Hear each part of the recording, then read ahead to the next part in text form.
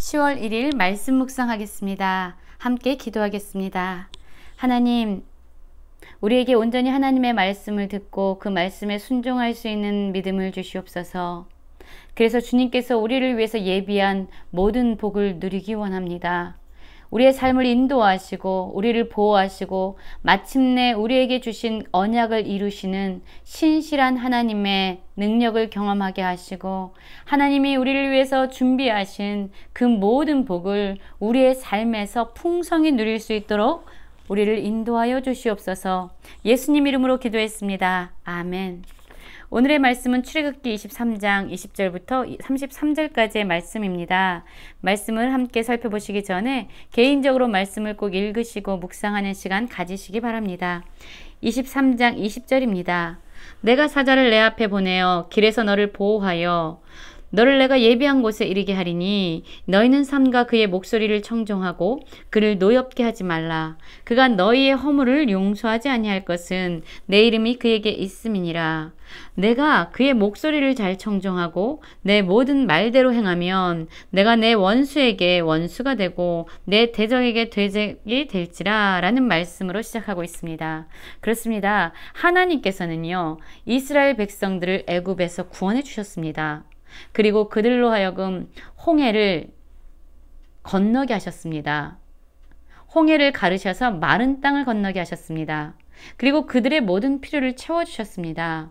먹을 것이 없을 때 만나와 메추라기로 그들을 공급하셨고 마실 물이 없을 때는 그들에게 물을 주셨습니다. 그리고 그들을 철저하게 보호하시고 낮에는 구름 기둥과 밤에는 불 기둥으로 인도하셨습니다. 하나님께서는 이들에게 약속하십니다. 내가 내 사자를 내 앞서 보내겠다 말씀하고 있습니다. 왜 그러십니까? 그들을 철저히 보호하기 위함입니다. 또한 그들에게 약속하신 하나님의 그 언약의 땅에 하나님께서 그들을 이루게 하시기 위함입니다. 그러나 그것은 그냥 그들에게 거저 주어지는 것이 아니라 하나님의 인도하심과 보호하심과 그 언약이 신실하게 이루어지는 것을 그들이 누리기 위해서는 그들은 하나님의 목소리를 청종하고 또한 그 말씀을 믿음으로 따라야 됐습니다. 21절의 말씀 나오죠. 그의 목소리를 청종하라 라고 말합니다. 들으라고 말합니다. 그리고 22절에도 말씀하고 있습니다. 내가 그의 목소리를 잘 청종하고 내 모든 말대로 행하면 이라고 말씀하고 있습니다.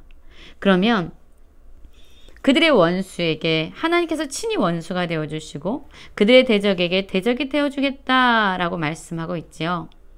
하나님의 말씀을 청정하고 또한 그 말씀을 믿음으로 순종함으로 행하면 하나님께서 주신 그 모든 복을 누리게 될 것이다 라고 말씀하여 주고 있습니다. 우리는 반드시 여기서 기억해야 될 것이 있습니다. 이 뒤로 보면은요, 계속 하나님께서는 이들에게 축복과 보호와 또한 돌보심을 약속해 주고 있는데요. 이렇게 말씀하고 있죠. 내 사자가 내 앞에 가서 아모리 사람과 헷 사람과 브리스 사람과 가나안 사람과 히윗 사람과 여부스 사람에게로 인도하고 나는 그들을 끊으리니 라고 말하고 있습니다. 그렇습니다. 하나님께서 이스라엘 백성에게 가나안 땅을 주시기로 약속했잖아요. 그리고 그들이 하나님의 말씀을 잘 듣고 순종하면서 나아갈 때 하나님의 사자는 그들보다 앞서가서 그 가나안 땅에 있는 모든 이방 민족들, 특별히 이들은 우상을 숭배하고 바알과 아세라 신을 숭배하는 자들입니다. 이들을 하나님께서 이스라엘 백성을 대신해서 끊어놓겠다라고 말합니다. 그래서 하나님이 그들에게 약속하신 그 땅을 주겠다고 말합니다. 이들은 또한 무엇을 해야 합니까? 하나님의 말씀을 잘 듣고 청종할 뿐만 아니라 그 가나안 신들이 섬기는 신들에게 경배하거나 그들을 섬겨서는 안 됩니다. 그들의 행위를 본받거나 그 문화에 타협하거나 그들을 따라가선 안 됩니다. 오히려 그들이 섬기는 그 우상들을 깨트리고 주상을 부서뜨리면서 그들이 누구를 섬기는지 오직 여호와 하나님만을 섬기는 하나님의 백성으로서 자신들의 정체감을 확신하게 붙잡고 살아가야 합니다.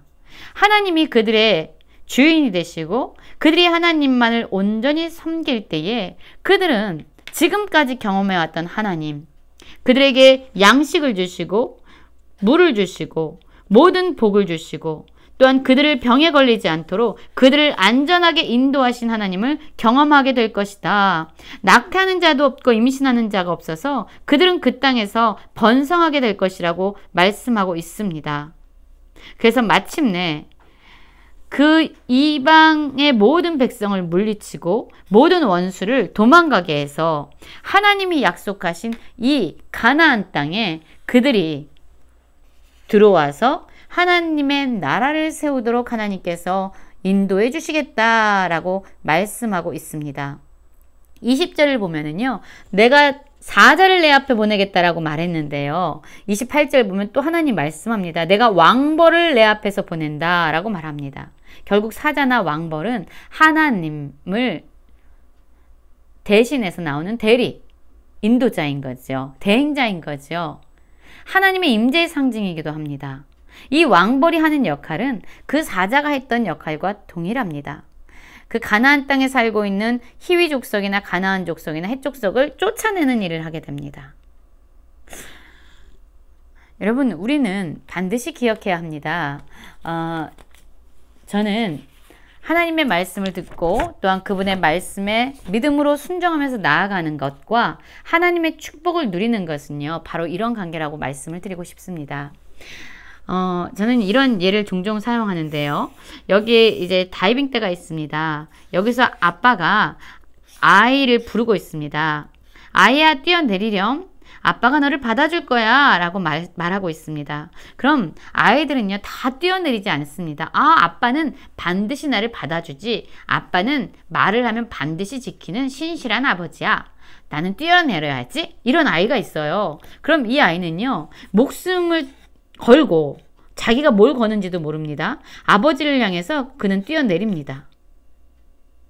그리고 하늘은요, 결코 뛰어내리지 않습니다. 왜 뛰어내리지 않을까요? 아버지는 날 받아주지 못할 거야 라는 믿음이 있습니다. 이건 오히려 다른 말로 하면요, 아버지가 받아줄 거야 라는 말을 믿지 못하는 거죠. 그리고 또 한 아이가 있습니다. 이런 아이가 가장 불쌍한 아이인데요. 이 다이빙 대를 붙들고 이렇게 있습니다. 그러면서 아버지한테 소리를 치는 거예요. 아빠, 날 받아줘야지. 아빠가 뛰어내리렴. 손을 펴렴. 아빠, 나는 지금 최선을 다하고 있다고요. 아빠가 날 받아줘야지. 그러면서 모든 수고를 하지만 결코 생명을 걸지 않는, 결코 손을 펴지 않는 아이가 있습니다. 여러분 보십시오. 아버지는요, 준비가 되어 있습니다. 아버지는 모든 준비를 해놓고 있어요. 이 아이들을 받아줄 준비를 다 하고 있습니다.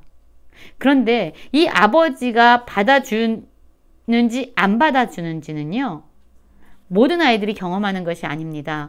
오직 자신의 목숨을 걸고 아버지의 품으로 뛰어드는 아이, 아버지의 말을 믿고 그냥 자기를 던지는 아이는 경험하게 되는 거예요. 뭐를 경험하게 됩니까? 진짜 아버지는 날 받아주는구나를 경험하게 되는 거예요.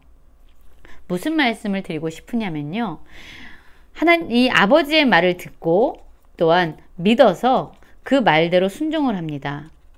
이런 사람은 아버지의 약속, 아버지의 말이 진짜라는 것을 그들이 경험하고 누리게 되는 거예요.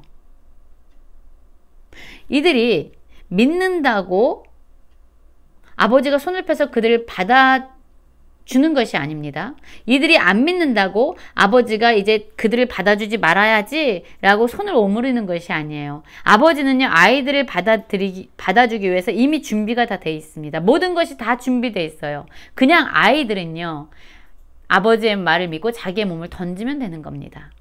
무슨 말씀을 드리고 싶냐면요, 하나님은요, 이들이 말씀을 듣고 그대로 믿고 행하면 이 모든 것을 해 주시겠다라고 말씀하고 있습니다.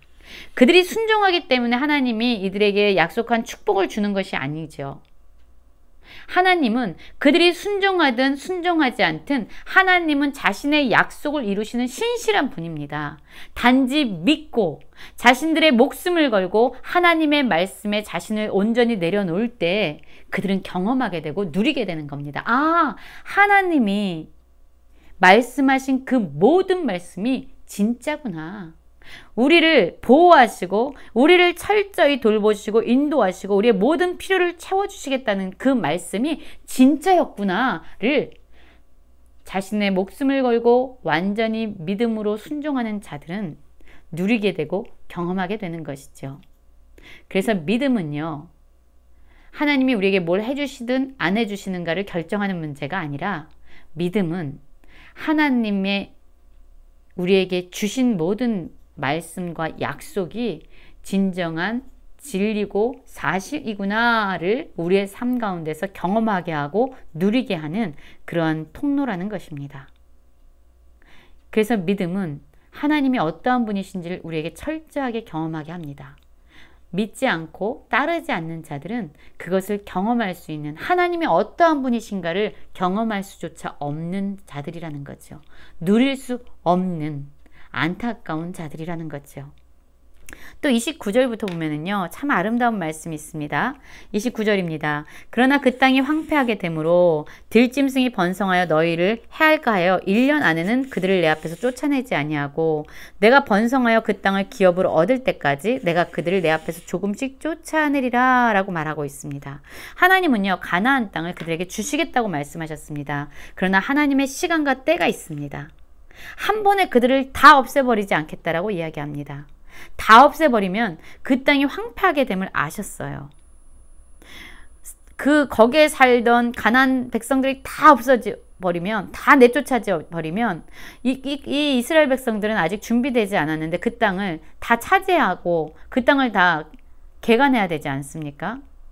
그러면 사람들이 다 내쫓아졌기 때문에 들짐승이 번성할 수 있다는 거예요. 그래서 이러한 위험을 하나님께서 미리 아시고 그 땅이 황폐해지지 않도록, 들짐승이 번성해서 오히려 이스라엘 백성을 해하지 않도록 그들 안에 1년 안에 그들을 앞에서 다 쫓아내지 않고 천천히 그래서 이스라엘 백성이 마침내 번성해서 그 땅을 기업으로 얻을 수 있는 능력을 가질 때까지 먼저 그들을 강건하게 한 다음에 그들의 상황과 환경을 바꿔내겠다 라고 말씀합니다. 그렇습니다. 하나님은 왜 우리에게 이것을 주시지 않는가? 왜 이렇게 우리를 축복하지 않는가? 왜 한꺼번에 이런 일을 우리에게 허락하지 않는가? 라고 우리의 편에서 보면은요, 하나님의 시간에 대해서 판단할 때가 많습니다. 그러나 그 하나님의 때는요, 우리를 해하지 않도록 한 하나님의 배려이고 하나님의 사랑입니다. 먼저 우리가 그 모든 것을 다스릴 수 있는 내적인 강인함이 생긴 이후에, 그 모든 것을 다스릴 수 있는 그러한 사람이 된 이후에 하나님은 그 모든 환경을 바꾸시고 상황을 열어 가시는 분입니다. 그래서 우리가 먼저 변화돼서 하나님이 주신 축복을 하나님의 뜻대로 다스릴 수 있는 것이 중요합니다. 그럴 때 모든 상황은 바뀌어지고 모든 환경은 열려질 것입니다. 믿음으로 하나님이 약속하신 모든 축복을 받아 누리는 우리가 되길 원합니다. 하나님의 신실하심과 성실하심을 온전히 신뢰하고 하나님의 때를 기다리면서 하나님이 말씀하신 말씀을 붙잡고 살아가는 모든 성도님들 되시길 간절히 기도합니다.